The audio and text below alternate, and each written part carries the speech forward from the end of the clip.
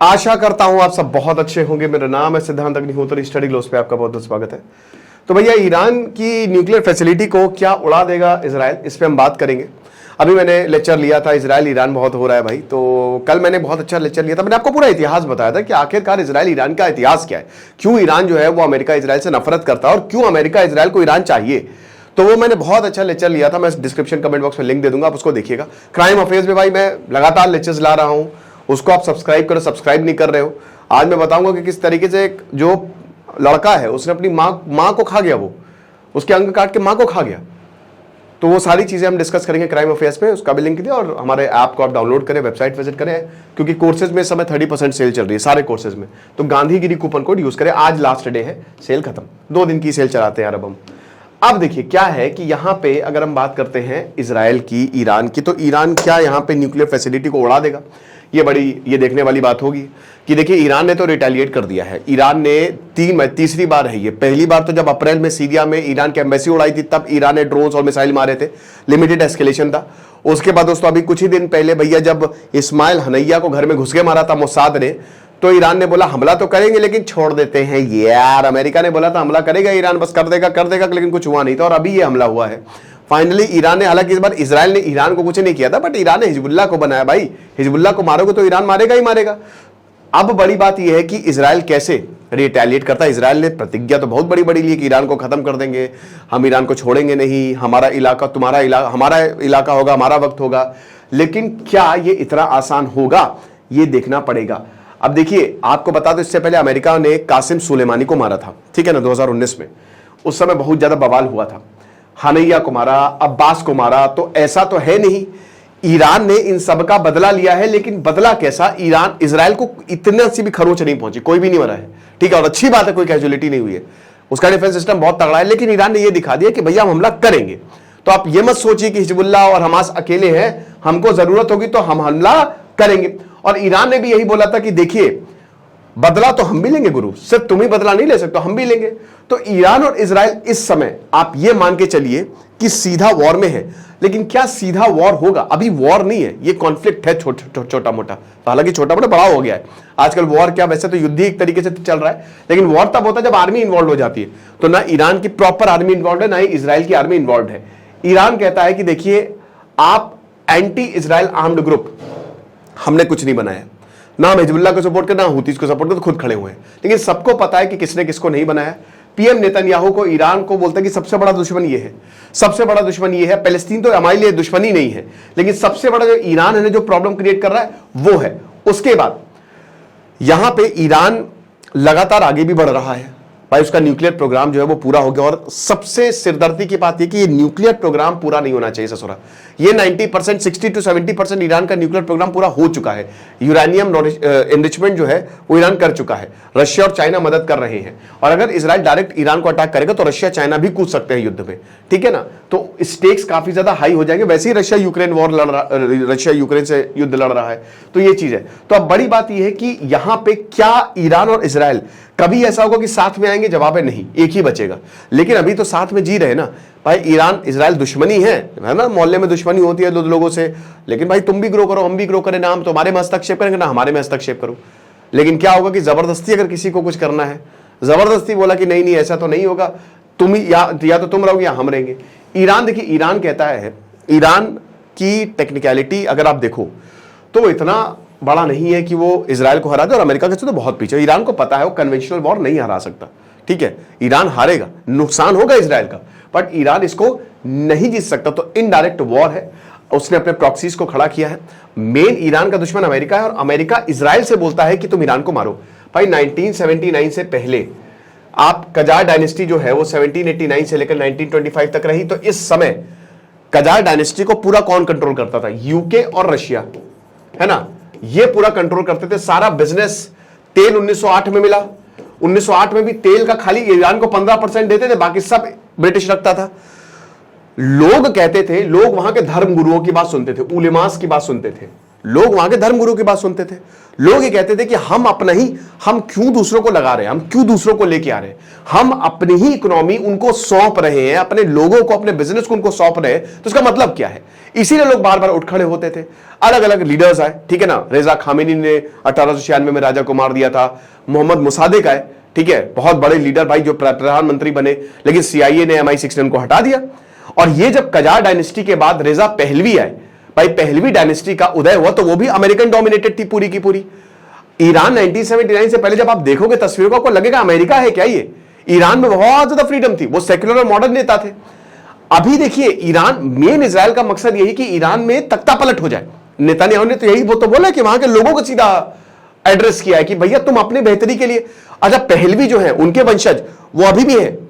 Pahlavi जो है वो लगातार कह रहे हैं, रेजा पहलवी, कि भाई देखिए ईरान आपका सबसे बड़ा दुश्मन है, अमेरिका और यूरोप आपके दुश्मन नहीं है। सबसे बड़ा दुश्मन जो है वो यहाँ के लोग, यहाँ के धर्मगुरु, मतलब यहाँ के धर्मगुरु है जो कट्टरता फैला रहे। 2022 में हमने महसाना अमीनी प्रोटेस्ट देखा, उसमें क्या हालत थी, हमने मॉरल पुलिसिंग है यहाँ पे ईरान की, तो ये एक बड़ी बात है। लेकिन क्या वहां के लोग इस चीज के लिए राजी हैं? जवाब नहीं, क्योंकि उनको पता है कि जब भी अमेरिका या वेस्ट आता है तो हमको लूट के चला जाता है, वो हमको कुछ नहीं मिलता है। तो ये बहुत बड़ी, इजराइल यही चाह रहा है और अमेरिका भी कि रिजीम ही चेंज हो जाए, ना रहेगा बांस ना बजेगी बांसुरी। लेकिन वो इतना आसान नहीं होगा, क्योंकि वहां के लोग सेटिस्फाइड है, टोटली सेटिस्फाइड है। और वो बिल्कुल भी, क्योंकि उन्होंने 200 साल तक देखा है ना कि किस तरीके से ईरान को धीमे धीमे लूटा गया, तो उनको पता है कि भाई हम इन लोगों को तो नहीं आने दे सकते। तो अब दूसरा क्या भाई, मिलिट्री कॉन्फ्रंटेशन। लेकिन मिलिट्री कॉन्फ्रंटेशन में दोनों तरीके से ऐसा तो है नहीं किसी की जीत होती है। फिर उसके बाद जो ग्रुप्स यहाँ पे ईरान ने क्रिएट किया, उसका क्या है, एक तो इसराइल को रेजिस्ट करो, क्योंकि मैंने क्या बताया कि अमेरिका सारा काम वो दायां हाथ है। इसराइल मारता है न्यूक्लियर फैसिलिटी पे बॉम्ब, अमेरिका इतना नहीं मारता है, ठीक है। उसके बाद यहां पे ईरान जो है वो अपना आराम से काम करता रहे। भाई देखिए एक सिंपल सी बात है, आप काम कर रहे हो, डाइवर्ट कर दो। आप एक बहुत जरूरी काम कर रहे हो, दो लोगों को खड़ा करो, डाइवर्ट। यही ईरान ने किया कि उसने हुतीज और हिजबुल्लाह में ही इजराइल जो है वो इन्वॉल्व रहे, हमारी तरफ देखें, हम चुप्पे से न्यूक्लियर पावर बन जाए। एक बार हमारे पास न्यूक्लियर वेपन आ गई तो बैलेंस ऑफ पावर हो जाएगा।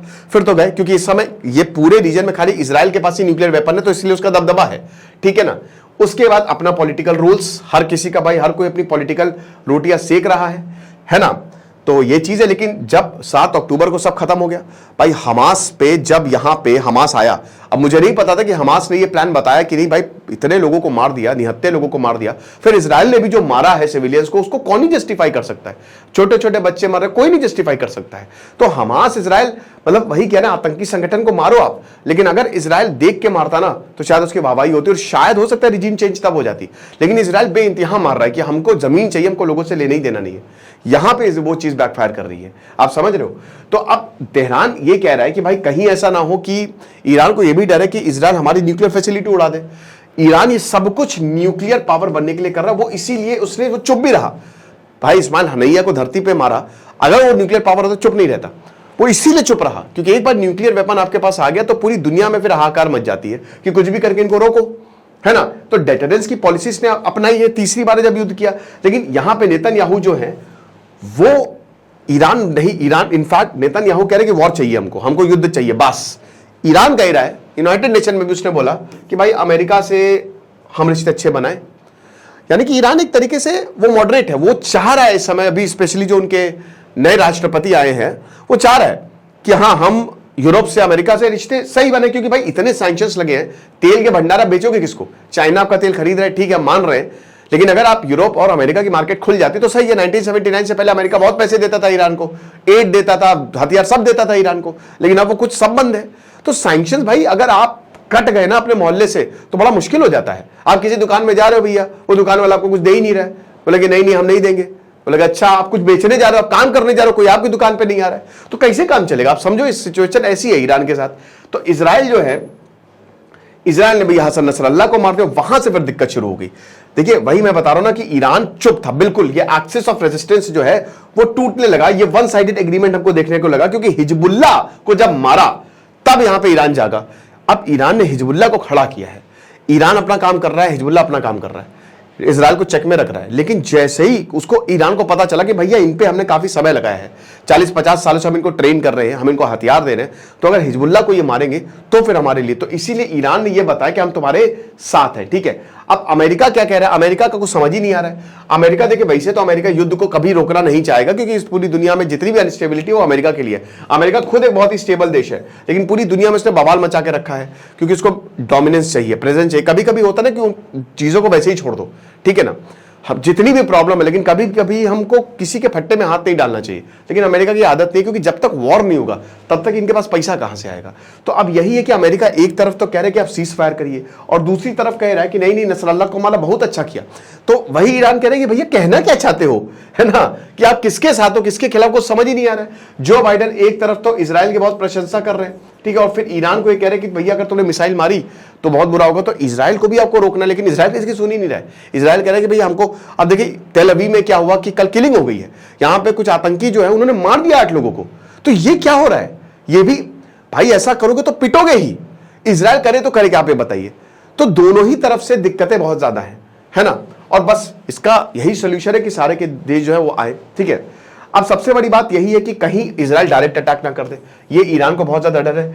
और अगर ऐसा हुआ, ईरान डरता है वॉर से, क्यों, 1980 जैसे ही 1917 में ईरान में रेवोल्यूशन आया, तुरंत इराक को डर, पूरी गल्फ कंट्रीज में डर फैल गया, क्योंकि सीधा आयतुल्लाह खोमेनी ने यह बोला कि देखो सिर्फ अल्लाह की बात सुनो और किसी आदमी की बात मत सुनो, समझ रहे हो। तो अगर तुम किसी आदमी की बात सुनोगे तो वो तुमको बहुत अच्छा नहीं करेगा।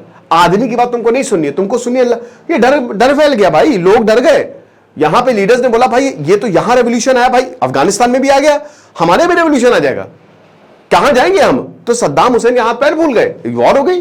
1980 से लेकर 89 तक 9 साल तक इराक ईरान वॉर, बहुत सारे मैंने लेक्चर्स लिए, केमिकल बम तो उसमें यूज किए गए थे, दोनों को कुछ नहीं मिले। ईरान को बहुत नुकसान हुआ ईरान को, है ना, और इराक को भी। तो ईरान को पता है कि भाई डायरेक्ट वॉर बहुत दिक्कत कर रहा है, तो इसीलिए फिर ईरान ने लॉन्ग टर्म स्ट्रेटेजी अपनाई कि जब तक हमारे पास न्यूक्लियर वेपन नहीं आएगा तब तक कुछ होगा नहीं, ठीक है। अभी तो फिलहाल आप मान के चलिए कि उसने it has maintained the campaign against the Iran backed non state actors. अभी तक इजराइल ने डायरेक्ट अटैक नहीं किया है, हिजबुल्लाह और हुतीस को ही मारा है, ठीक है। लेकिन अगर ये ईरान पे डायरेक्ट अटैक कर देगा, मान लीजिए ईरान पे एयर स्ट्राइक कर दी, तो फिर हालात बहुत ज्यादा खराब हो जाएंगे। सबसे बड़ी बात न्यूक्लियर कैपेबिलिटीज, मैंने आपको बताया कि इजराइल के पास बहुत बढ़िया मौका है। इससे पहले भी ईरान की न्यूक्लियर फैसिलिटी को खत्म कर चुका है, अभी वो और अच्छे से कर सकता है, क्योंकि उसके पास मौका है कि ईरान ने हम पे हमला किया तो हम ईरान पे हमला करेंगे। अमेरिका ने डायरेक्ट यही बोला है कि भाई आप डायरेक्ट मिलिट्री अटैक मत करिएगा। लेकिन देखिए पहले की बात अलग थी, एक बार हो गया, लेकिन अभी अगर आप इजराइल ईरान के पीछे जाएगा तो ईरान भी हमला करेगा। और इजराइल को भी दिक्कत, तो ऐसा तो है नहीं कि इजराइल बहुत आसानी से जीत जाएगा, ठीक है, तो मुश्किल हो जाएगा। अब यहां पर रशिया चाइना भी इजराइल की ईरान की मदद कर रही है, हम सबको पता है। अब भारत की बात करें तो भारत फंसा हुआ है। अभी मैंने लेक्चर लिया था कि भारत को भी दिक्कत है, क्योंकि भारत ट्रेड करता है, IMEC फंसा हुआ है। तो ये सारी चीजें अगर आप देखो तो प्रॉब्लम है। लेकिन आपको क्या लगता है, आप मुझे बताइए, क्या ईरान न्यूक्लियर फैसिलिटी उड़ा देगा, ठीक है, ईरान की न्यूक्लियर फैसिलिटी, ये मुझे कमेंट बॉक्स में बताइएगा। Thank you so much.